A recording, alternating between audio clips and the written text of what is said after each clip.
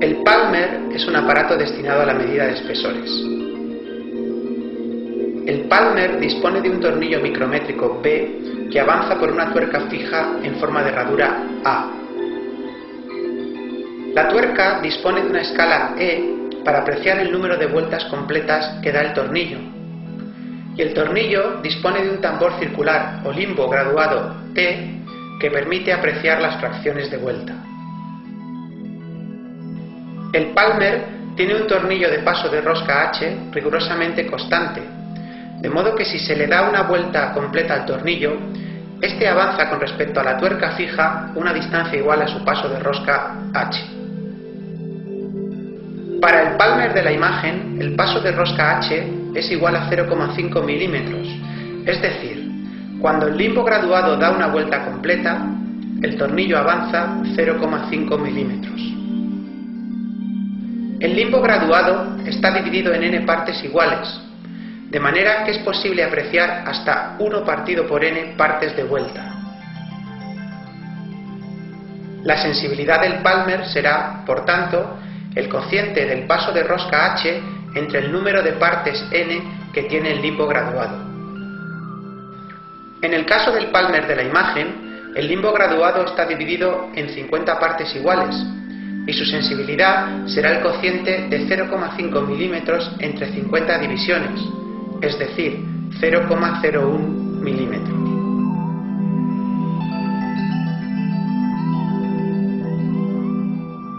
Sensibilidad que viene especificada en el propio aparato.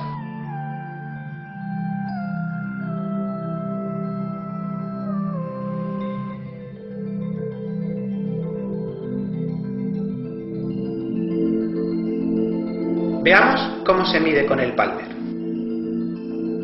Para medir el espesor de un objeto, se coloca este entre el tope O y el extremo del tornillo C, y se hace avanzar este hasta que presiona suavemente sobre el objeto. A continuación, se observa en la escala fija E el número de vueltas completas que ha avanzado el tornillo, 5 vueltas en la figura, lo que corresponde a 2,50 milímetros. Seguidamente se observa el número de divisiones que señala la escala sobre el tambor T, 41 en la figura, es decir, 0,41 milímetros. La medida, por lo tanto, será 2,91 más menos 0,01 milímetros.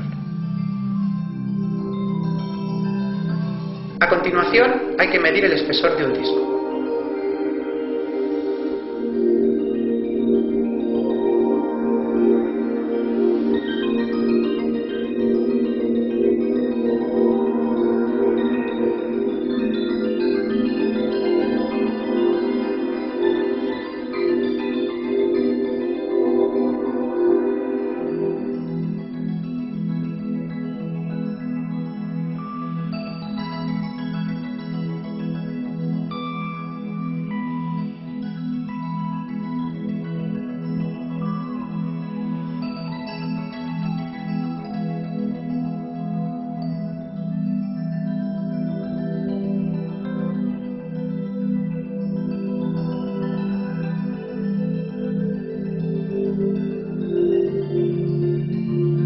Un aspecto importante a tener en cuenta cuando se lleva a cabo una medida con el Palmer es lo que se conoce como error de cero.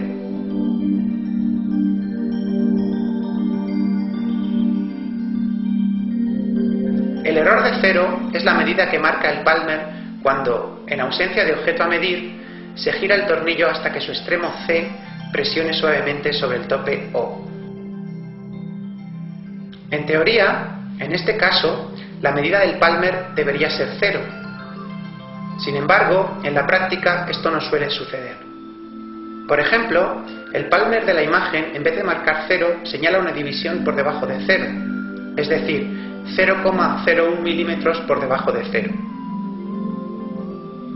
Esto significa que el error de 0 es más 0,01 milímetros, es decir, a las medidas efectuadas con este Palmer hay que sumarles 0,01 milímetros para que sean correctas.